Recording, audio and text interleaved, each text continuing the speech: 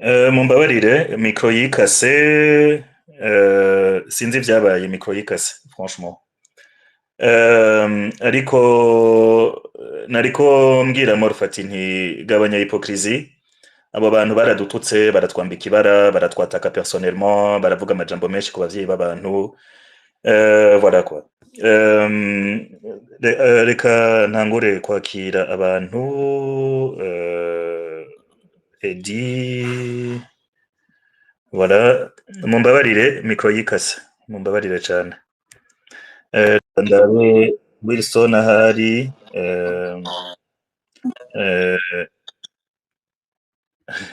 Ngo bon, mbonye wanditse Amorphati ngo nibaze ko ivyumviro vyanje atari vyo vyahejeje space. Oya, si ivyumviro vyawe vraiment ntivyoheza space. Faut pas kuyiha valeur quand même irenze. Ariko ndakubwira nti Amorphati, reka kuzura aba hypocrite. Je mu kintu ca mbere ngwanya hypocrisie irimwo. Oya, singira ndindire, turarushe twese ngaha. Nagira ndakubwire nti je ne peux pas accepter kubesha ngo ibintu bavuga ngo ntibiriko biratwataka, kandi ari abantu qui ne font que attaquer des gens, babita ngo n'abakite, ngo bakorana ngo n'abazungu, ngo pour coloniser le Burundi, ngo pour tuer les Tutsi.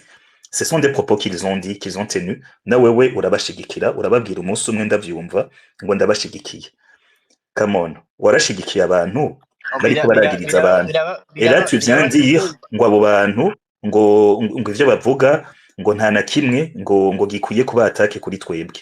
Pourtant wewe nyene warabiyumviye bariko basigura kite gisigura ngo abantu ngo bibesheye ko ari abatutsi, ngo hama ngo bariko barica abatutsi, ngo bariko babikorana ngo n'aba paripehutu, ngo abo bantu ngo bakorana ngo na katolika, ngo abo bantu au fait ngo c'est le diable. Et toi tu fais partie de ce groupe là qui admet ces choses là. Aha rero uje kuba blanchissa uvuga ngo bariko bisabira justice, ngo nta kindi kintu kibi bariko barakora. Mwe mwaramenyereye yuko abarundi ari abahypocrite, ari abantu batabishura, ari abantu bumva muriko muravuga ibintu nk'ivyo bakihorera. Je singira nihorere. Écoute, kite nibiki?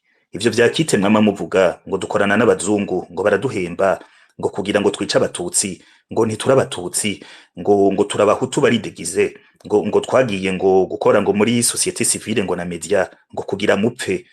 Wewe wumva ivyo bintu biri normal mu mutwe? Wumva ari ibintu uza kuza ngaha kutubwira ngo abo bantu bariko bisabira justice? Abo bantu bariko baratukana, bariko barambika ibara abantu, bariko baratudeshumaniza. Non.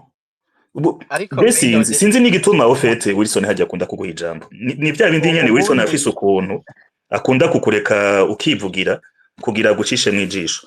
Ariko jewe ndakubwije ukuri, intahi ishashe ivyo bintu vya kite mugenda kuvuga ngo duhembwa par des forces inconnues, par des sorciers. C'est quand même incroyable. Yuko irabuka imbere yuko nkorora nagiye nkubwire ko Reynold ari birababaje kumva ko wabaye atake. Birababaje ko nabaye atake, kandi narabaye atake. Wewe uri muri yo space bahejeje kunyataka ucubabwira ko bashigikiye. Nawe ndiko ndavugira, ariko nawe hari umuntu space narimwo wigeze kwifata urazura urataka nawe. Se ushobora kuba ari nawe ivyo wazuka kumva ko wabaye atake. Hariho umuntu wigeze gufata nawe urifatira gose, uravuga ibintu ntonasubiramwo, uranavuga ati wabihawe n'abantu banizewe muri société civile. So ivyo bikura amatake ntawe nje kuvugira canke umugwi kanaka, jenje vuga nka Amorphati. Haje kuvuga nti Amorphati. Rero wewe uje kuvuga nka Amorphati ukaza kuvuga ngo bajya abantu bariko bisabira justice, bariko bayisaba basigura ngo kite ngo ikorana ngo na dede. Wewe d'ailleurs uri mu hypocrite, uhejeje kubwira Mbonimpa ngo ndababaranye nawe nani, ngo kwera ngo warabuze umwana, ngo dede yarakwiciye, ngo ndababaye. Ntubabaye, reka kubesha, kuko muri bijya bintu musigura vya kite mwama muri ko muvuga yuko Mbonimpa na ba Pacifique bakorana na dede. Nta n'isoni mufise. Ubu ukacuza kumubwira ngo urababaranye nawe. Ndababaranye nawe, ndabisubiyebwo. None ubabaranywe nawe kubera iki wirirwa muri bajya abantu bamwe bariko baramutuka bavuga ngo akorana n'abadede, ngo ajejwe ngo guharura ngo ibiziga by'abantu? Nta n'isoni. Kurya wowe hostinga none kuva ko hostinga gwasa. None je nogira ikibazo kuganira ikintu n'umurundi ko na space z'abanyamahanga n'izaba n'abanyamerika n'abanya-Australia tuzijamwo ufite ikibazo ceko nosangira ijambo n'undi muntu w'umurundi. Reynold nagiye nkubwire umva jewe ikibazo canje suko mwosangira ijambo, ikibazo canje nuko wagiye kubabwira ngo ndabashigikiye, nza numva wa mutipe timba ngo ndaryohewe ngo umuntu nk'amo rufata ngo aradushigikiye, ndavuga ni rega c'est la folie furieuse. Bon anyway, shikiriza ijambo ryawe hanyuma ndaguhaye ubu turi 1h44, ni 3 minutes na 47, voilà ca duha ijambo abandi. Urakoze kandi kumpa ijambo, kandi ikindi novuga ntabwo nta hypocrisie je, ntabwo ndi umu hypocrite. Iyo mba ndi umu hypocrite hariho nari kuza ngaha nkicara canke nkavuga ivyo ukeneye kumva, ahubwo ndiko ndakubwira nti wewe nka Reynold kurya uvuga ati urashobora guhostinga Rwasa, umuntu yakoze amaraso mu Burundi no muri Congo, niko n'ubundi yoja gusangira ijambo na Bwejeri n'ubundi wari we wese. None ntiwumvise Bwejeri karavuga ati ndondeza Mangetengete ni inshuti familiale, akavuga ati ndamukunda. Ico uca ugihora Mangetengete ntimuri kumwe muri space. Wilson ntiyavuze ati Wilson yahindutse nka Nikodemu. yarabeshe Wilson ntuzi ko yavuga ati ivyimviro byawe ndabikunda, yabaye nka Nikodemu muri Bibiliya. Ivyo rero abantu kumviriza umurundi ntibigoye. Oya Wilson uramubesheye nahadahari. Wilson twayaza imbere yo kugira space, mwaramubesheye. Tubandanye abariko baratwumva, Wilson yarabeshewe, tubandanye. Reka mpeze gatoyi, wari waje n'ikibazo ciza cane kandi nkeneye ko dusubira hariya hantu nyene. Oya za 3 minutes ziriko zirahera, pardon. Shikiriza ijambo muri za 3 minutes. Kandi urashaka kunkura anytime kuko urumva ko nibazo nivyo ndiko ndavuga biteko bikumakinga comfortable, ariko nagire mpeze mvuga gutya. Wavuze kuri ba Dr Rugambarara, wavuze n'abandi. Nk'ubu munsi umuntu yeza akavuga ati Reynold wire debate ko ari umusociologue, iyo si ufuse umusamaza wa mbere. Nico gituma twavuga duti aba bantu baza kuvuga ngo uyu n'umurundi uyu nuke, hari abandi bari ko baricwa ahubwo bwoko, ubwo se kasamaza abantu. Ubwo kweki tutosubira hamwe hakera tukavuga duti abantu aba genocide canke umuntu wese yakoze amaraso nitubashire ku ruhande. Egiyo itatu tugwanira twese, nta muntu numwe atazi ko ubutegetsi bwa CNDD dukeneye kubuvaho. Twe ntitunabivuga, twe twahunze. Nakubwiye witwa Gahomera genda utohoze, yari ku mutwe wanje ariko amafaranga. Icyo simbikubwira rero ngo ndiko mbikubwira kandi ntibiza kuvuga ngo Wilson ngo kwera tirutswe ko canke atagize iki, ngo ntafise male, ngo ntafise douleur. Ariho benshi bakubwiye ati iyi topic yawe ni nagashinyaguro, kuko ntushobora kubwira umuntu uti abo benshi ni bande. Benshi baje bakubwira no muri space yawe hariho OK, bon Amor Fati twavyumvise, donc twumvise ibyo muri ko muravuga. Bon nibaza ko twabatahuye, voilà. Jessins uri contre généralement ibyo tuvuga, nta gishasha muri byo. Uri contre ibyo barugambarara bavuga, nta gishasha muri byo.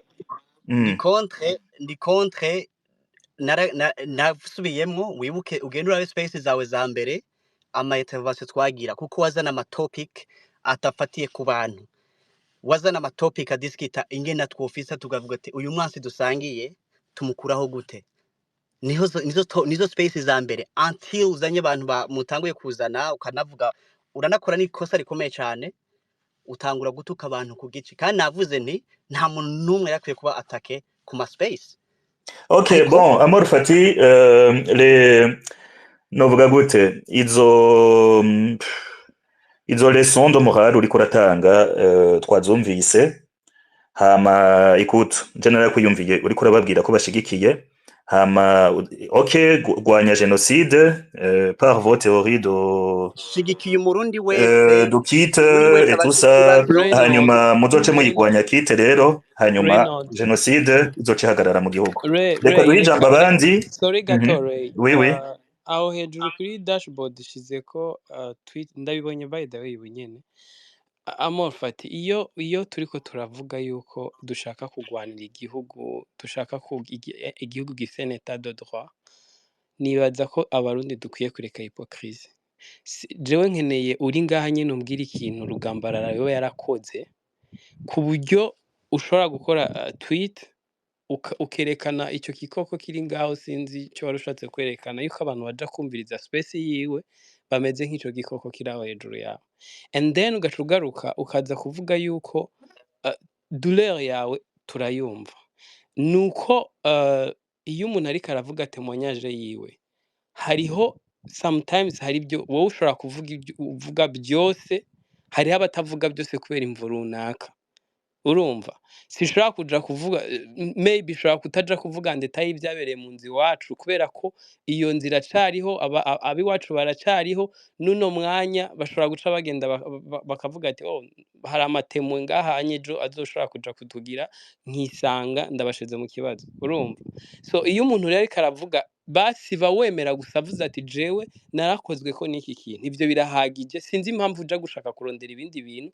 ari navyo muca mugenda mukazana nariko nanavuga nti nawe wenyene wavuze ati ububabare bwawe bwabaye ngabo zatwa minute ariko vraiment oya mureke gatanye ishure kuko urabona ibi ni vya bindi nka umuganwa yariko aravuga kandi twe twabwiye abantu bose ko ari 3 minutes ariko umwibukije 3 minutes acavuga ngo ni kubera hari amapolemike umucisha ko Reynold umuciramwe ubundi nane kuba naheje kera nta 3 minutes none kugo mutubeshera none wewe vuga ikintu co ureke nakubeshe yikimbwira deja jewe nk'ikintu ca mbere ntatahuye bon wewe uri mu bemera ivya kite no ivya kite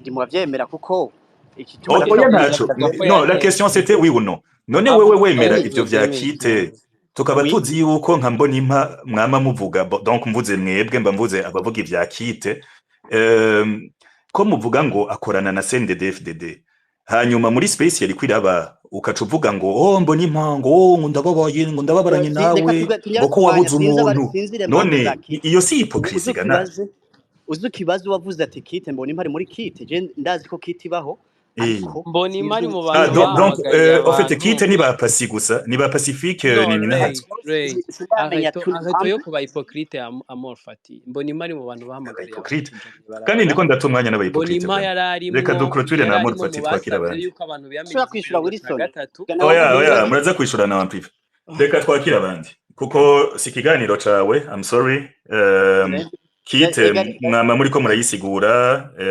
abumva bemera ivya kite muzosuive Amor Fati ndagawaga quote ka sociologique bro reka muri domaine yawe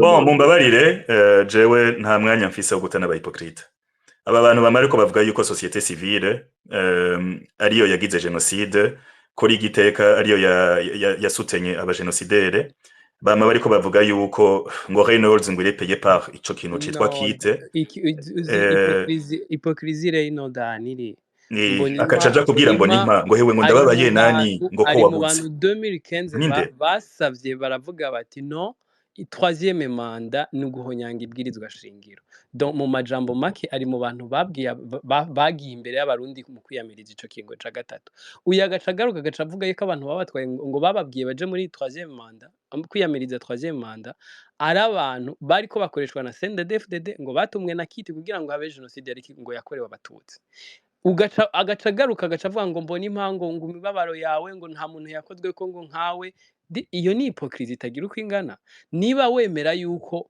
iyo Mbonimpa aba ni babantu je nibaza yuko muri no mu ntambara yo kudandaza mu badete bandondeza bagaca bababwira ati mwebwe muri abahutukazi mwatwaye abantu mu mabarabara kugira ngo bicwe ntazi yuko iyo muntu ariko arabwira nawe yahunze ari hanze y'igihugu adashobora kwinjira muri ico gihugu iyo ni hypocrisie ni vya bindi vyo kuvuga ngo umuntu wa arumva ko umubabaro wiwe abandi bawumve ariko ntiyumva w'abandi nko muri hano muri iyi space nabonye yanditse ngo Reynolds ngo wawisongo wazanye ngo niwo vrai rescapé ngo za 2015 ngo you should be proud of yourself ndibaza eske wewe amaraso yiwawe kuba wari kurarondegwa eske kubera ko umuntu ataje hano bavuge ngo nanje nariko ndarondegwa canke abi wacu barapfuye nivyo bice bisoba niba yakubwiye ati je narakozwe ko nibi bintu ivyo bibaza ko ari wenyene ari mu manifestant kigagiye d'ailleurs tuzogira exclusivement il y a 2015 hanyuma bashinga intabo muri 2015 Wilson pardon naguciriyemo no it's okay nibaza ko yari Ines niwe yari yaduze kare imbere yuko bicika Ego. Amahoro neza kandi merci cyane kumpa ijambo. Space nayitanguye ariko nagenda umva bamwe bamwe bavuga nashaka kugaruka ku bintu nka bibiri bijanye na thème yavuga monopole ya douleur na piège ethnique. Nashaka kuvuga sur deux choses. Ikintu ca mbere nibaza ko kiri intambamyi gushika uno munsi hariho benshi babikigarutseko ni ikintu kijanye n'ubutungane. Mu vyagiye biraba vyose ubutungane ntibwigeze bushimangirwa koko ngo abantu abahanwe amatohoza abe ukuri kumenyekane ibintu bije ku mugaragaro bamenye bati ni naka yakoze iki yagihaniwe. Aha rero nashika ndabapartage un petit témoignage personnel par rapport au travail que j'ai eu à faire muri évolution professionnelle. À un certain moment, il y a eu un travail il y a documentation de la justice au Burundi. Izo documentaires, vous pouvez les retrouver, je pense, nuko nibaza yuko mw'isanganiro bashobora kuba baraturiye ibintu avec 2015, mais il y avait un travail vraiment, je dirais, de recherche journalistique twakoze. C'était avec l'organisation yitwa RCN Justice et Démocratie. Izo documentaires zitwa Histoire de la justice au Burundi. Ni série y'amadocumentaire 10 yerekana les plus grands procès mu Burundi, mugabo de procès ziri historique parce que zifatanye n'amafe je dirais ari important nka za procès za Ntunguburanye, za Marc Manirakiza, za Ndada éventuellement nayo nyene. Vous allez voir mukabona neza yuko clairement nta intention y'ubutungane yigeze ibaho igaragara kuko jusqu'à maintenant même le procès gushika kanyuma il y a des interviews nk'iza ba maître Segatwa exprima. Donc c'était un travail vraiment fouillé. Mukabona neza yuko ntihigeze haba intention yo gutunganiriza abantu kumenya akahise canke ibyabaye exactement kugira ngo abantu bahanwe. Donc c'est pour ça que par exemple nk'ibijanye na procès ya Ndadaye, tout le dossier iryamye ahantu je ne sais plus nimba ari muri cour suprême dans un tiroir yo mu greffier et que la justice n'a pas vraiment été réellement rendue. Nico gituma nibaza yuko dans tout ce qui doit se faire kugira ngo igihugu cacu kimere neza, il doit y avoir un vrai travail de mémoire, un vrai travail de justice kugira ngo abantu batunganirizwe ivyabaye bibeho. Ikigira kabiri indi pilier nibaza ko iri très important ijanye na réécriture de l'histoire, kwandika kahise.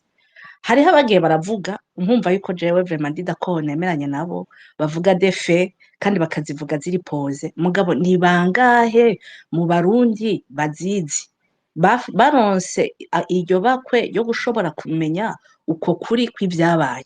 Kuko uno munsi turaciga histoire y'Abadagi, ba Rumariza, bande etc. Mais on n'a pas vraiment un livre novuga ngo ivuga akahise kacu avec les grandes crises uko ziri. C'est vrai birateye ubwoba, ni ibintu nibaza yuko abenshi kubera peut-être bakinahari bagize uruhara muri bimwe n'ibindi bumva badashobora kwafronta, mugabo on doit affronter notre passé, on doit affronter notre histoire, itegerezwa kwandikwa kandi ikandikwa mu mafase yose.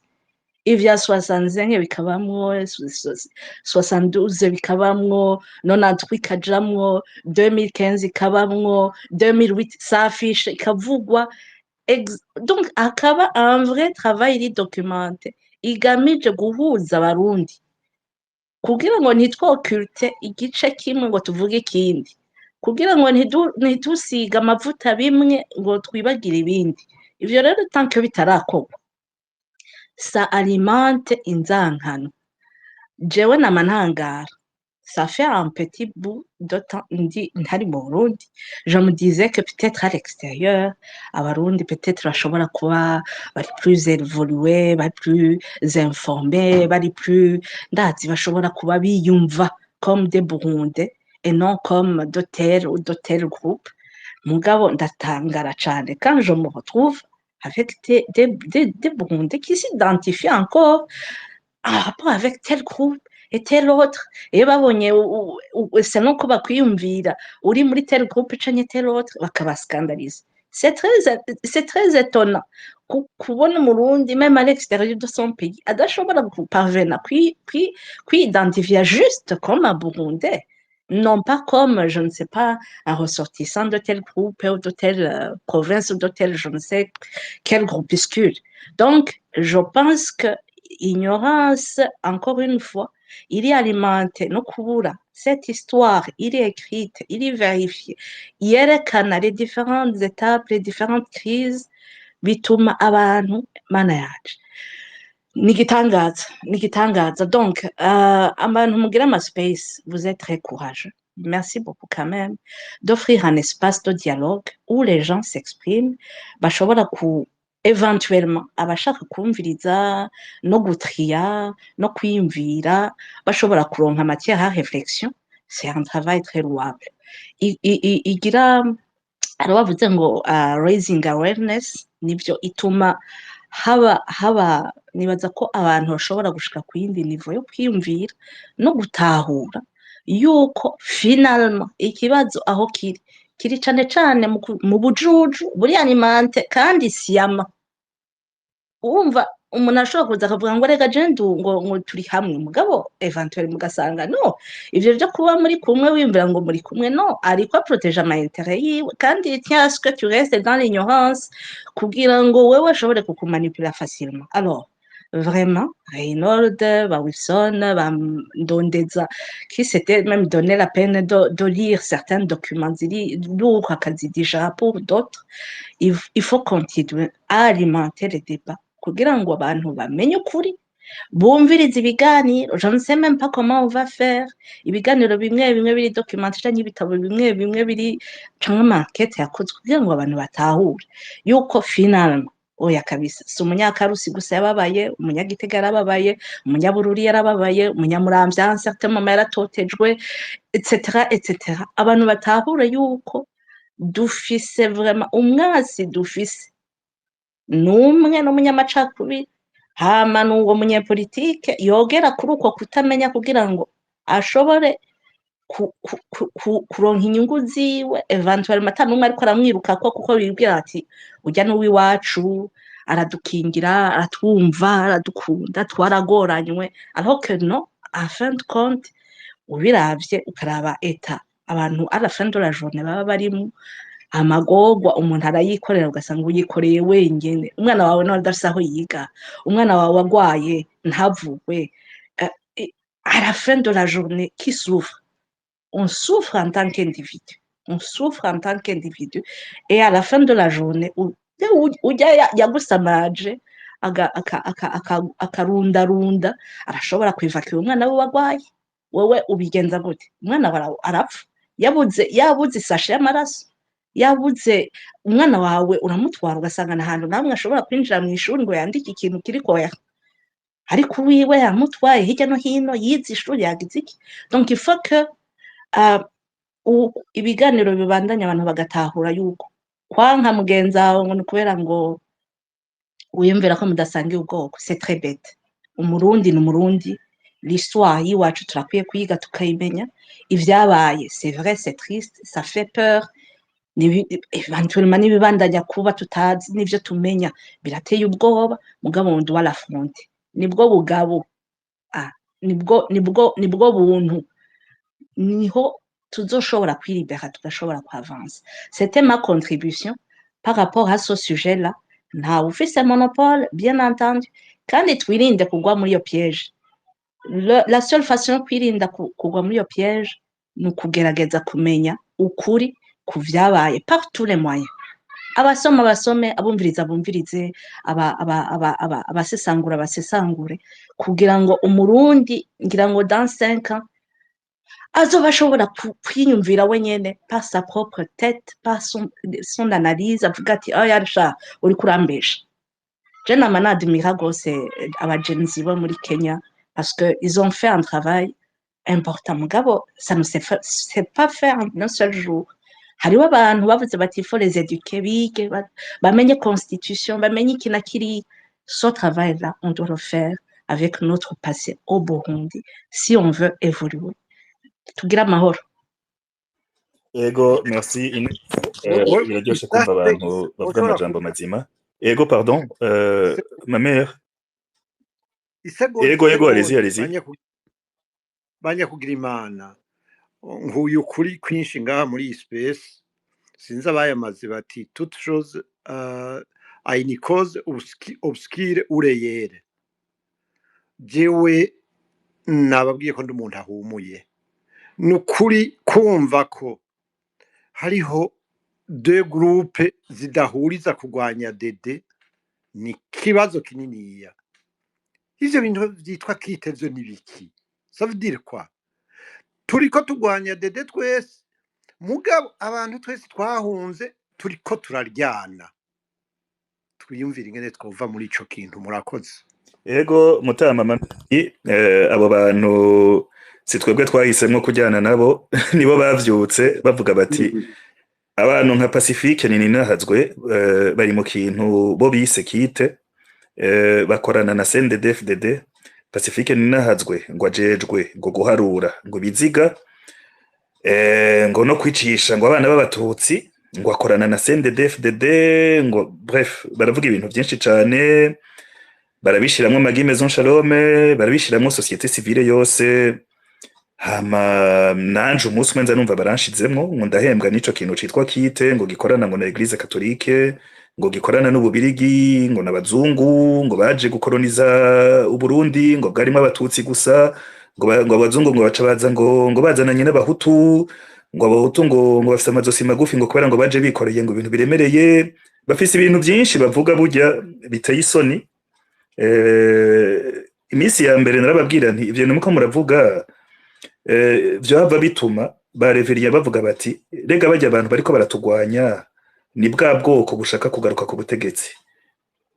Umuntu yaragerageza akabakibura akababwira ati izo mvugo ni imvugo z'inzankano ni imvugo ziri divisioniste ni imvugo mbi asha baca batwi naho rero umuntu agerageje kubahanura baciye bazana iyo strategie ya kit yo kuvuga ati ubahanuye wese ofete burya akorana na dede hanyuma ubu basikiye bavuga bati bo n'abatutsi urumva nibo bivugira bo ivyabo urumva je baranyambuye ubwoko bw'abatutsi sinkira umututsi nawe ukazobahaririza burya ntuzosubira kuba umututsi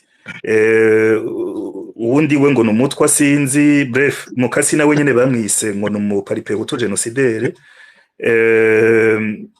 n'abasazi niko je no vyita no go completa kubera yuko hashobora kuba hariho n'undi muntu ariko yumviriza ino space yatakaye yumvise ibintu ama échange wari kuragirana na Amofati wa motipe ni mame mwavuze ko mukuze muvuze abantu tumwumvise ko hari imigwi ibiri igwanya dede iri kiracanamo ariko hari umuntu reka ndakwereke abo mbanira umuntu agwanya CNDD-FDD mugabo umwanya wiwe wose akaba agwanya Maggie Barankitse Pacifique nini nahazwe Fokode Forske amaradiyo yose Muhozi Innocent uwo muntu aba ariko agwanya CNDD-FDD vyakwera ntuhogore nibaza ko ntahuye na numva na gato ngira mvuga umuntu umwe umuntu avuga ko Pacifique adakora ibikora inka Pacifique bavuga yuko inga gato nakuye ko mpungu uwo muntu numva avuga yuko ariko agwanya dede akataka Pacifique akataka Maggie sinibaza ko ariko arayigwanya jewe narinzi yuko abahunze bose bagwanya dede niho nakubwiye nti muri space nkuyeho ukuri nyakuri hariho amaspace ntaronka occasion de suivre et je m'excuse infiniment nibaza ko ntahuye nabi aho ni sawa nibaza ko nari natahuye nabi mugabo abo bantu n'ukuri twebwe uko tubabona jewe sindakubesha natanguye ngira na amaspace nabo baraza mu maspace yanje nkumva umenga twese turiko tuvuga ati turiko turagwanya dede hamwe amaspace agitangura baca barahinduka batangura bavuga ibintu ewe baca baraba abantu b'abatutsi insumba zose kandi muri ubwo bututsi bwabo bagiriza gushika no kuba manifestant twese donc je nari mwibarabara nateguye rya manifestation y'abagore muri 2015 nari mwibarabara ah oui twese baratwagiriza twese kuva kuwa mbere ushaka kuwa nyuma kandi ubu aho bigeze ni bitutsi gusa bagira amaspace bariko baradutuka gusa mugabo ikitwengeje ntacuzi kikibabaje en même temps abo bantu babaye active kare tugitangura amaspace twarumva n'amakuru i Burundi yuko dede turiko turayijugumiza hamwe batangura no kuza bangaje n'abantu muri documentation kugira baze batwumviriza bakanadutera mugabo kuva abo bantu aho baziye na CNDD-FDD yaciye iricara barabareka urumva nibo batugwanya kusumba na CNDD-FDD naho bige ega nivyo none Mutama Mameri umuntu yokubwira ati Pacifique ninahazwe akorana na CNDD-FDD ngo numukite rero kuri bo n'umuntu w'umu esclave w'abazungu ngo abazungu ngo baje ngo kwica ngo abatutsi ngo rero ngo wewe ngo Pacifique ngo n'abakorana nawe bose ngo na Fokode ngo bakorana na Dede wumva uwo muntu ari umuntu yovuga ngo mureko murafashanya urugamba canke n'umuntu nyene qui va te planter des couteaux dans le dos nkuko twabibonye cyane muri 2015 na 2016 hari abantu bareze abajeune benshi n'abajeune ataco bari bagize tubona barabishe Dede irabayoye bagiye kubata mu nzuzi ces gens là moi me font peur kurusha CNDD ega narengewe nanje narengewe kumva ibintu abantu nkabo kuko jewe kaye nibi donc narimenyereye ama espèce make nahora no mais ndatanguye ko niho navuze nti toute chose ifise cause obscure ou réelle iyo réelle rero turiko turatangura kuyibona donc yo où est-ce qu'il va arriver bavuga ngo bariko barondera ngo ubutungane ngo bariko baronderera ubutungane ngo abantu b'abatutsi ngo bishwe i Burundi ngo nuko barondera ubutungane nuko nyene bariko baraburondera kandi uramutse uvuze ivyo bindi vyose baba bariko barakora baca bavuga ngo ni kubera yuko twese twaciye twitwa abahutu biratangaje gufatwa nk'uko ari igitutsi ahubwo twese ducika n'intera hamwe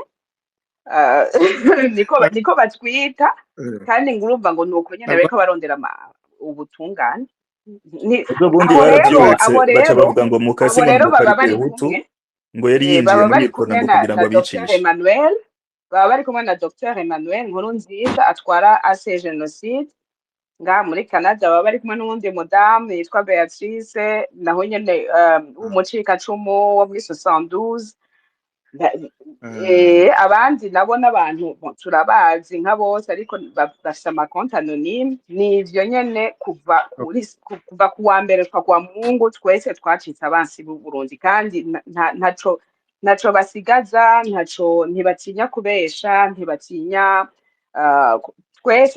twese baraducafuza kuva kuwa mbere kwa Mungu nuko nyene vyitwa ngo bariko baragwanya CNDD-FDD igitangaje nuko nko mu minsi yahera barakira nk'urya witwa ambassadeur Nina yahora ari ambassadeur w'u Burundi mu Bufaransa kirya gihe muri 2015 yaragira n'ama interview akavuga ngo twebwe ngo ntituri impunzi za kweri ngo abarundi ngo baragenda ngo mu Rwanda ngo mu gatondo bagataha i Burundi yaba ariko avuga ivyo mugabo wewe bamwakiriye bagaca bamwakira nyene agaca aza avuga yuko ari umuntu ngo yatahuye ngo kirya gihe ariko arakoreshwa ngo urumva ngo CNDD ngo yanka abatutsi bakorera sur la fibre vraiment ethnique ni naco gituma nibaza ko na Reynolds akarira cane kugira no space akagaruka kwibutsa abantu ati hange abo bantu ibintu baba bariko baravuga ntibishobotse na gatoya. oya kuba categorique c'est une qualité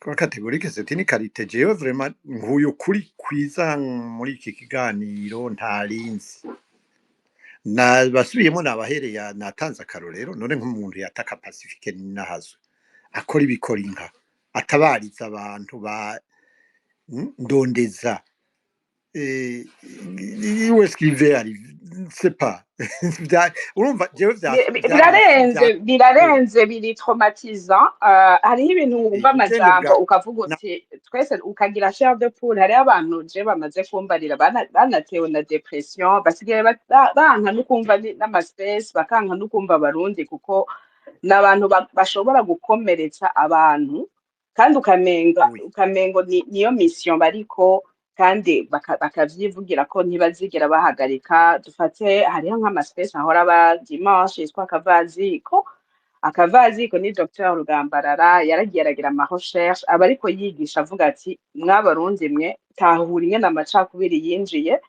kugira ngo mushobore kuyagwanya mutahure yuko ari ibintu twigishijwe kandi kugira baducanishemo ubundi ukavuga uti ni ikintu ciza yuko abarundi babitahura yaragiye agaparcura histoire yose y'Uburundi akaetape kame kose akaza tukakaganirako ivyo bikaba ikibazo ariko uvuze nka Pacifique Ninahazwe bobo kuri bo Pacifique Ninahazwe ahubwo akurana n'abicanyi bajya abantu bose atabariza ngo ababizi ahubwo niwe ari mu baba bavuga ibintu heureusement yuko nibaza yuko nta muntu umwe agwanya CNDD-FDD ataronka ama commentaire hamwe nayo mabi ku ba CNDD-FDD heureusement ko bose baba bari novuga ati trend bavuga bati ntaco bitubuza gukora turabandanya ntibabe distrait heureusement n'abandi barundi vraiment babitahure yuko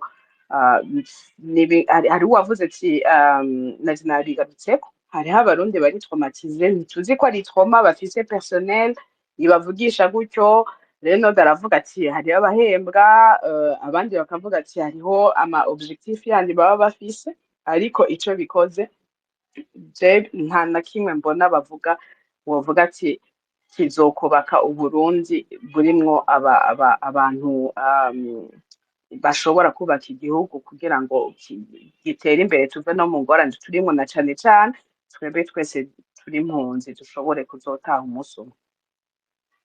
murakoze cyane nabasubiriyemo kukuri ndakumenye kandi ni vyiza cane vyiza gose ndakengurutse iyi space franchement c'est vraiment dommage que ntako novuga nabatanze akarorero umuntu yataka umuntu nk'urya ni akora ibikora inka n'abandi sinavuze ba magi sinavuze parce que hariho ama information ntafise burya iyo menya ko ndonka n'akanya kaniniya muri témoignage z'abaye 72 narinzi mu mwanya nirimite nari kuvuga vyinshi bitari bike ariko ntaco ibikuru nta ngorane tuzogira partie 2 ubu nagira mpijambo aba banyuma hama duhave dusezera ariko ni vyiza cane ko mwavyize burya ni vyiza ko abarundi tubana tuzinanye nkuko ndondeza bibabwiye bobo ico bita leur motivation bavuga ko barondera justice mais iyo justice uyibabajije c'est toujours vague c'est juste kijambo nyene bakoresha c'est un slogan dans le mot aho biva mu kirata ni juste un truc creux ni kijambo kiri moro nyene bavuga dushaka justice iyo justice si dede izoyibaha barabizi ubabajije none dede izohava gute bakwishura ngo amatora benshi muri bo twaramenye yuko gutsazira iburaya vyabagoye ntibakotije cane ntibahakoze imyaka myinshi retraite sikirenga bashaka gutaha barazi ko kijya kibanza ca vice president ari c'umututsi ubu rero baharanira kwitwa abatutsi bakaca bambura ubututsi wundi muntu wese kugira dede maybe ni yashaka kwiyeza izohave ibahamagara abandi barabihemberwa tout simplement hariho umuntu dufise témoignage iva ku muntu yisoneye en tout cas je nubaha uwo muntu yambwiye ati naka vraiment muyaze arakubwira ati ibi bintu vya opposition vy'abarundi bahunze nibikije mon fiche ari ukubacamwo nzobacamwo donc wewe vraiment arafata akandika nk'ikintu agatuka abahutu kuri Twitter kandi ukabona yuko ariko yandika n'ibintu atemera juste pour gucreya iyo climat iri malsain abandi nabo bagasuiva naïvement hariyo umuhungu yama basuiva yama yitwita ko ari umututsi akabwira abandi ko atari abatutsi ejo bundi rete ko host dans un space bariko baragira bariko batuka ligiteka ngo niyo ya distribuer imipanga ngo naba genocidaire ngo bari igiteka hama uwo mujene azabona kameme kuri iyo foto yari igiteka hariko papa wiwe nta nivyo yubahutse kubabwira voilà bon en fait bari mu bintu sinzi bivangatiranye niko novuga mu nyemerere duha ijambo Edimbona hakurikigwe na Bede hama na Goodwill. Merci beaucoup pour toutes ces informations. Merci beaucoup. Yes. Okay. Arnold n'abandi bose n'abantu bamwe bari prisonniers milieu ndabona nashaka ndabahoze Arnold Ndondeza Wilson nimucika intege kubera ibintu abandi abantu bavuga kugira ngo bakite ubumvirije ushobora ko abantu bafise une déficience quelque part kandi bakiri emotional baracafise emotion nyinshi cyane ubonye umuntu adashoboye kwidentifia ngo mubone ku ifoto cyangwa ku izina ryiwe uyo muntu akora mu mpisho il est capable de détruire image y'umuntu y'uwundi abantu mwe nabo ils sont dangereux mais nubaha beaucoup plus d'importance kubera umuntu agira iciza aragiserura cyangwa umuntu avugisha ukuri aragiserura nakoresha des pseudonymes cyangwa des images zindi kwa uyu muntu wavuye hari uwitwa Amour Fati uwumvirije ivyo yaguma avuga urumva yuko ari umuntu peut-être umenga ntariko araviva realite y'iki gihugu igihugu cyacu mu ngorane nyinshi cyane rwose none sinumva ingene yovuga ngo mutumiye Shinduije mutumiye uyo Pacifique mutumiye ububade ba Minani cyangwa bya whoever umuntu ashaka kubaka ntatumira uwo bavuga rimwe bavuga la même chose atumira uwo batumvikana uwo badasangiye la même philosophie donc même idée de pensée niwe utumira kugira ngo mweshange hanyuma mufundike ikintu kimwe so sinumva kiriho kubira mwebwe mutumira mu bagwasa abandi c'est pas mauvais kandi ni santé coupable iyo ni exercice y'abantu mwebwe vous êtes muriko muragira de la hauteur mu débat ivyo nimubifate yuko ari ibintu bibi prenez ça positivement kubera uburundi bukeneye abantu bazana izi tendance n'izindi mukazubiriza umwe wese akavuga ikimubakiye ku mutima umwe wese akabaza ikintu cyamushikiye k'uyo muntu witwa yuko ari we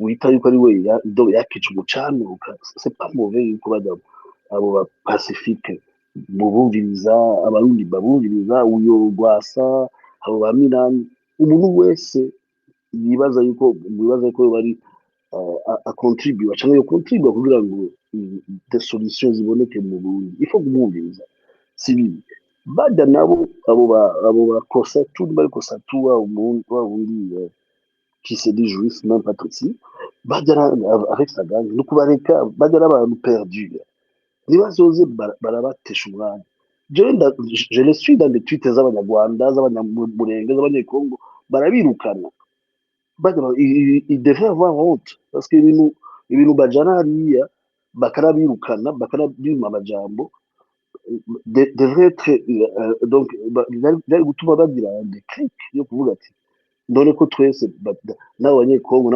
abanyamurenge n'abanyarwanda badutera ibyatsi donc ivyiyumviro byacu uwumvirije ibintu bavuga n'ibintu byo gutesha abantu mwanya so mwebwe si vous avez votre orientation de pensée nimuyigume ko ababakunda bazobakunda abazoshaka kubakurikira ils vont suivre ibindi vraiment nimubifate nabi prenez ça positivement plutôt umuntu agututse uko n'ibiki donc uba uri contribuer positivement sur l'échiquier de ton pays si bibi twese tout le monde nous injure ou quoi ariko utegerezwa kumviriza abantu ushaka kubaka uburundi bwacu mu ngorane nyinshi ifo kumviriza ifo umuntu mutavuga ico kimwe mudafise même la même philosophie politique ifo kumwumviriza kugira ngo mu debate fin de fin abantu bashobora kumvikana je numvise ariko aravuga ngo umutwe wiwe bari witwa ngo Gahome vous imaginez umuntu qui parle de nom de quelqu'un qui est un nom d'une famille uyo muntu yari avait mis donc la tête uyo bari Fati quoi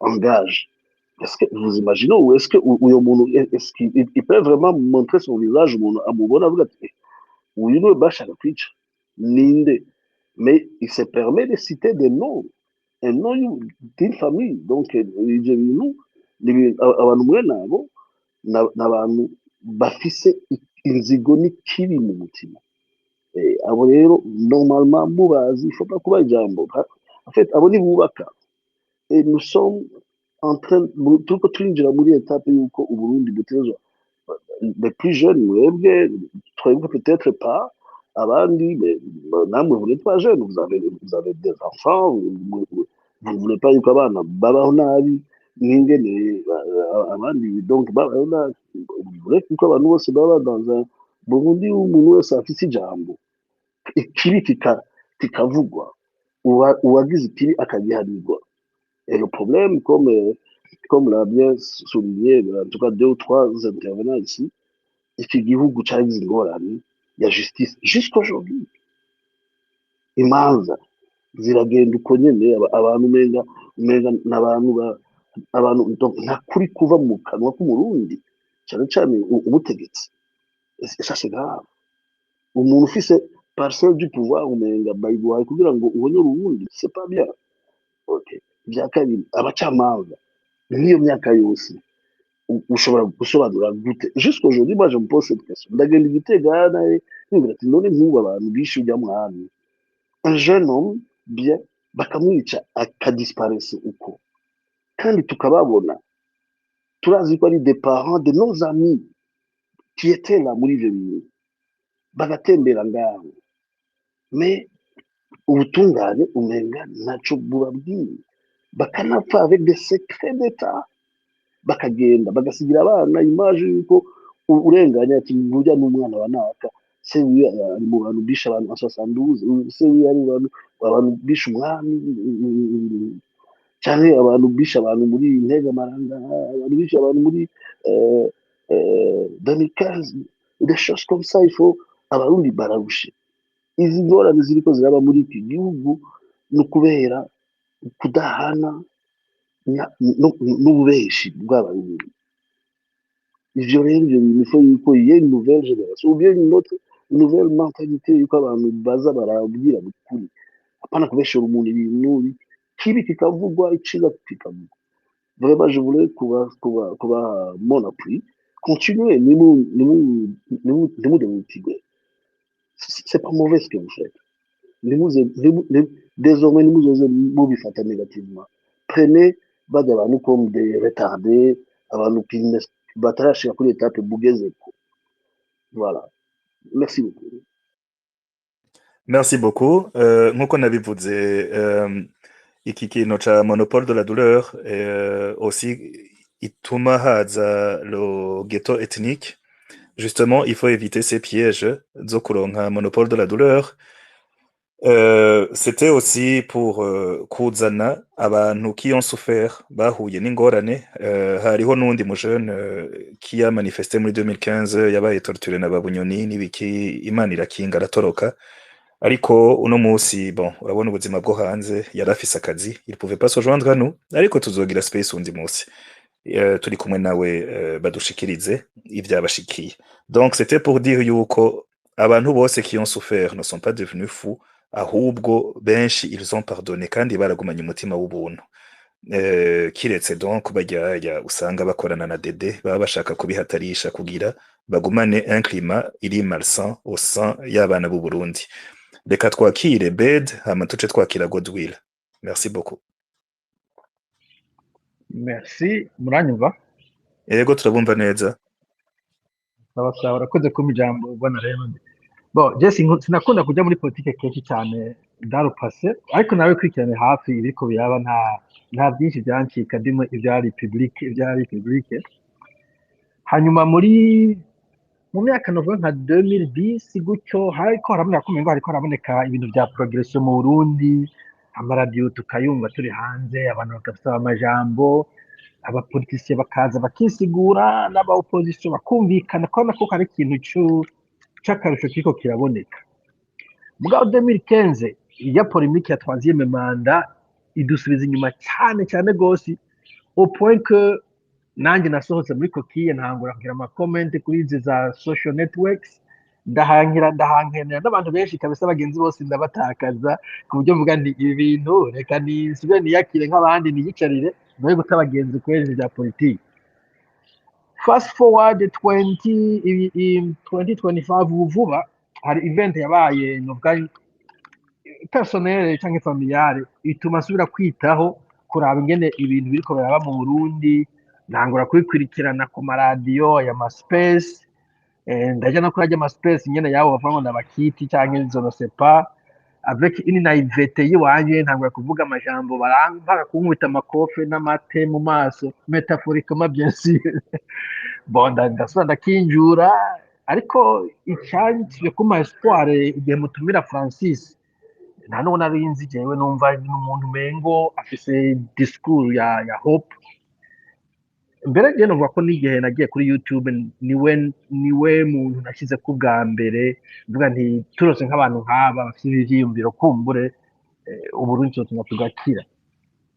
Malheureusement uko ntera negera intuzeye situation y'u Burundi, nkumviza amadiscours y'abapresident, abasinzi n'amashinga amateka, abari muri opposition, amatelefone tuvugana n'abantu bari mu Burundi, ama comment mbona ku ma YouTube, uko ndavyegera n'aya mapolemike nyene ku space, je birandekuraja cyane ku buryo hagenge nibaza mbega igihugu cacu umuntu yofata ko ari cause perdue. Bon, sorry, ndi kuba very cynical, ndibuka ko hari umuntu yavuze ngo niba ngo uri cynique cyangwa ngo utari uri pessimiste ngo nibatubise ngo barevolutionnaire dukomeze, ariko kuri jewe muri kumwe n'umuntu mu rugendo akavuga je amazi arameranye, ndavuze ngo wewe ko amazi aguheranye ngo voilà ngo ryama kwibara twe turabandanje, ubwo teka tugaze kuri makei dufise. Nanjye nagomba mungabanize kuri optimisme, mu mpeko dukeye mwebwe optimisme muyivana. Voix de sortie y'u Burundi muyibona, est-ce que ni coup d'état, est-ce que bon c'est ngo mujye kwetera coup d'état by the way, est-ce que ni rébellion, est-ce que n'amatora, est-ce que ni retour à la monarchie, est-ce que ni zamana basenga izoge bitangaza. Personnellement donc iyo njyamye ndiko ndiyumvira voix de sortie, bien sûr nta matwa munini mfise, I don't see anything, I don't know rien du tout, donc ndamera nk'uzimye, numva umenga biranci intege cyane. Icyo ni kimwe. Icya kabiri gisa n'ico personnel kuri Raymond, unaze kumva uvuga yuko binashoboka kutazosubira mu Burundi uri kurafasha gusa. Siniko ndagukondana, naje novuga ko ndi kuri iyo level novuga nka 90% ou plus. Umuntu agaca yibaza none usha wokora iki? Ubu iyo ni nka 3h du matin, wateramye abantu bakaza bakagutuka bagucafuza hirya no hino. Icyo rero ndikunda kubagiye kuko nanjye ndakibaza n'urwego ndiko ndakomeza. Tutagiye kure novuga ko hari muri 2019 niho natahuye, bon fin 2019 début 2020. par des concours de circonstances nyinshi cane nari namenye ko abakongomani bo muri Kivu bagira batahe hama muri bo par d'autres concours de circonstances zijanye n'ubuzima bwa 2010 n'ibiki ivyo nakora nari mfisemwo abagenzi muri bajya bagira batahe donc bari muri za Canzu na Runyoni bariko barondera abo bafasha kuko uburyo ugira utahe wo gufasha wese naho yebo mu Yapani ntushobora kuvuga no sivyo mu nyuma ndakurikira parcours yabo plus bavansa plus batera imbere plus burya agenda umuntu asenga plus natahuye yuko mu Burundi ibintu biriko birahinduka silencieusement uti gute uretse yuko dede yica itwara nabi burya nta muntu nta il n'y a aucun pouvoir qui a résisté à un peuple qui a faim ico cari ca mbere ica kabiri abadede n'abantu qui avaient construit leur terreur muri 2015 kuri rya répression aveugle bagize barisha abantu barica et particulièrement abatutsi barabamara abantu bose barahunga urumva so ico narinzi nuko bagiye muri Congo deja urabona M23 itashe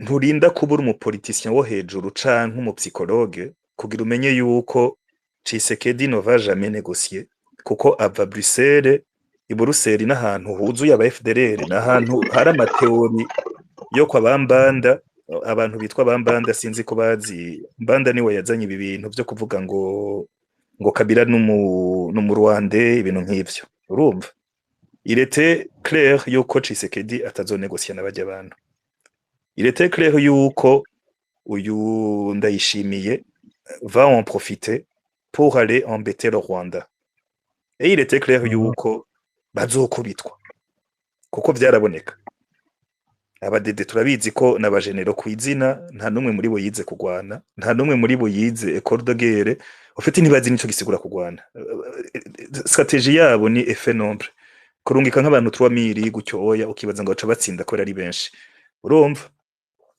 so ibyo bintu ndabibonye naravuga nti ikintu ca mbere dede yishimirije byari vya bintu vy'amapropagande babesha abantu ngo twebwe ngo muri Somali ngo turakomeye Somali bariko bagwana n'abashebab el shebab gisigura les jeunes mu carabu donc muriko mugwana n'utu jeunes gutya two kwirigara two muri Somali tutazi no kugwana nivyo muriko murabesha abarundi ngo murakomeye urumva naho nyene umaze naguciyemo umaze ahantu imyaka 200 wirukana uwo muntu w'umuvoyeur enfin sinzi ko bagiye kumenya ingagere no exactement c'était pas un succès éclatant ivyo bagira muri ntuze muri Somali donc bari kandi bavuga bati muri 2015 kugira bihayagize ntibavuga ko barasha des civils non armés barabesha bakavuga ngo twaragwanye donc j'ai pressenti ko leur prestige yuko bakomeye igira ipfe buno nyene bagira bakubitwa n'abaroberi kandi bobo bataje bafyina c'est ce qui s'est passé barakubiswe 1 2 3 4 5 6 7 8 nta ntambara nimwe banatsinze donc tureke kuvuga ngo la guerre inonganye même aucune bataille ni tureke na bataille aucune escarmouche aucun contact tout contact bagize bose baratsinzwe ça a démoralisé l'armée Somalia yaheze niyo bahora babeshesha igisoda ati bon écoutez reka dutware nabi mwe mwemere mujya amahera ya Somalia amahera ya Somalia yaheze umunyagihugu nivyo rero nagira ndakubwire abanyagihugu rero ubu cette fois-ci barashonje kurusha uko bari bashonje muri 2020 déjà 2020 je voyais venir l'humiliation bagira bakubitwe muri Congo barakubiswe ubu on en parle comme un fait barashobora guharira bakiyita ko bahambaye ariko turabizi barakubiswe donc umunyagihugu w'umurundi yarabonye yuko bajya abantu ce ne sont pas des types géants forts et bien armés tout ça ikindi womenya nuko urashobora no gusanga bakubiswe n'abarundi ico ni kindi kintu umunsi umwe tuzoyaga peut-être dans 4 ans urumva donc burya abadede barakubiswe, ababakubise barabizi ko babakubise, abanyagihugu barisonzeye. Umunyagihugu ntushobora uno munsi kuza kumubwira ngo urumva ngo turabahutu ngo bajya abantu batashe ngo n'abatutsi ngo ni za ntwaro za kera. Ivyo ça marche muri 2015. Uno munsi ça marche pas. Umugore wa Neva yambara isaha ikuta je pense 150 millions y'amarundi, baragenda bakanwa inzoga bakanwa 80 millions, ejo ngo bakaca bavuga ngo no munsi ngo banyoye ngo inzu ngo yo kumusaga, ngo ejo ngo bazonwa ngo inzu yo muri Rohero. Umunyagihugu ararushe arashonje. Imbonesi yahora ibafasha iriko irababona bariko banwa amahera angana n'inzu. Donc ndiko ndagusigurira ama facteur point par point. Donc yaba la terreur armée ufise usigaye ukubitwa nta n'umugikanga. Il n'y a aucune dictature qui tient iriko irakubitwa. Niko bimeze. Kuko nta dictature qui tient non seulement iriko irakubitwa militairement, en plus abanyagihugu bashonje. Nta numwe yigwanira. Hazogira igihe ubona Neva afashe inkoho na madamu wiwe aribo bonyene bako baragwana. Kubera abandi bose barashonje, barakenye, nta gitoro, badebukiwe. None bakugwanira pour quelle raison? Ko kera bakugwanira kubera Somali, uno munsi bazogwana kubera iki? Donc, hari amafacteur menshi yerekana yuko abarundi dans l'ensemble collectivement barambiwe kandi hageze ko bihinduka. Naho rero cubona CNDD-FDD ikoresha abantu benshi cyane bo muri diaspora kugira baca intege la diaspora, kuko Dede irazi yuko umurundi wo mu Burundi baramuciye intege, baramuciye bon nanka gukoresha terme mbi, ariko nyene umurundi wo mu Burundi baramuciye inkokora. Umurundi wo mu Burundi arespera icoza kiva hanze. Dede rero irabizi yarashizemwo inguvu n'amahera dasanzwe mu gukasa ceux qui sont capables de s'organiser, c'est-à-dire bajya idashobora gushikira ngo ibateme kandi bakerere. Naho rero ndakubwira nti ubu nous sommes à un moment très décisif, nico gituma ubona ama space yashushe, imitwe yashushe, kuko quelque part barazi ko ya quelque chose qui se prépare. Voilà. Sinzi peut-être abandi bo gusangiza ivyizere vyabo, bandondeza bazokubwira bati rede tabarilatashe kandi ni vuba. Hari abandi barundi bazokubwira ati natwe twiteguye turatashe dufite abantu benshi. Bon, ivyo nivyo umwe wese. Mejewe ico navuze, umurundi wese nabika amahera yiwe azotangure guterera hari hari watashe pagushika victoire finale, mais quand même basi bafate n'agakorine kamwe haba ikintu kiri flagrant, et là les gens vont commencer à guterera. Voilà, sinzi ko nishuye neza ko nabamaze inyota. none sawa naje kenshi ndumva niyumvira ko nakoze video nerekana Uburusiya n'Union Soviétique kenshi na kenshi hari igihe hari igihe baforinga na ntuze na kondi kibanza bakoresha n'uburemere bwa poids yabo, somehow bizotera bizokwiyakimira. Rero bituma hari abandi ngo nohagarika kuvuga no, il faut que duashaka ko pressure de tous les côtés. Just nkunda ibintu byo kurwana bwabo, pressure de tous les côtés, abavuga abasemerera petit à petit, nibaza ko bishobora gushika bagaforinga. Hanyuma kubera twavuze cyane kuri bajya abantu bandi, nibaza abantu ba extremiste de tout bord babaho hose mu Rwanda, nibaza ko igihugu gitwarwa neza cyangwa amasosiyete abana neza, nabo bakaguma mu ma fringes muto twa X kenshi na X yagiye barejeta ya ma platform novuga ari formel, bakaca bagenda muri dark web. Ubwo tukomeje namwe mubavuge ntimugire ubwoba nabo, kandi burya ngo ujye gwarurana nyimeninda uko bavuga niko batakaza legitimite. Gahoro gahoro uzosanga babaye pushed mu fringes ari nk'abantu batanu bari muri kokiye bagomba bavuga ça nous va rien changer, et donc kukwanguraje. Bon, nivyo reka ndike kumenya ijambo mugira amahoro zosubira. Yego, murakoze cyane Bede. Oui. Nagomba ndamutumire muri space yanje samedi à 20h i Burundi. Ndashizeyo link Gahamed, murayiraba muzohoze kuwa gatandatu 20h i Burundi. Karibu n'abandi mwese mugereza gatandatu dimanche matin. Okay, dora sawa. Amasaha kuze n'ababeshe itiro riranyishe, reka twakire Godwill hamwe na Nizigiyimana, et après on va clôturer. Merci beaucoup. Okay. Merci Reynold, sinzi ko munyumva. Turakumva neza, karibu. Merci beaucoup. Simvuga byinshi kuko twarambiwe twarushe la space imwe yagiye hama tugeze ku yindi. Bon, ngisaba ijambo nashaka kuvuga kuri sujet ya space kuri monopole de la douleur na piège ethnique. Icya mbere ku bwanje ni uko le monopole de la douleur ntibaho parce que la douleur c'est un sentiment et un sentiment ni personnel et c'est individuel. Umuntu wese ababara ukwiwe. Nta muvyeyi ababara nk'umwana jewe mfise umusonga je souffre personnellement ivyo Ego nagomba nshuti, kubwira abantu pardon, en fait nanditse monopole de la douleur ni hajya space itakwemerera kwandika amajambo menshi, ariko ubundi nari nashatse kwandika ati monopole du narratif de la douleur, ok je virgule, comprends ouais. éviter les ghettos ethniques. Donc, comment éviter les ghettos ethniques? Voilà, Ok, j'ai pardon. compris. Yeah. J'ai compris. Merci. Bon, washaka, Cindy kumvuga kuri titre washaka, bon, j'avais entre parenthèses compris icyo ushaka kuvuga mugana nagomba mbwire abantu bose bababaye b'abarundi arwa une victime de 72, une victime de 93, une victime de 2015 yuko umuntu d'abord ava yuko la douleur iba collective ibanza kuba individuelle umuntu aba barukwiwe hama ubwo bubabare bwawe ndabuteranije n'ubw'uwundi cyangwa nka icyiyumvira uwundi turashobora kurwanya ico kintu catumye tubabara twese c'est ça nico umuntu niyo objectif sino ntushobora kwija ngaho ngo ubwire abantu ngo mfasha kuriya narababaye ta douleur n'est pas la mienne et ma douleur n'est pas la tienne. La douleur n'est pas collective, la douleur est individuelle. Umuntu ababara ukwiwe ivyo abantu bakwiye kubitahura yuko tutariho kugira ngo dusigirize ibintu bimwe bimwe bitumvikana, ariko ikindi kintu dukwiye gutahura nuko mbega ibi vyabaye tubikoresha iki kugira dushike kuki.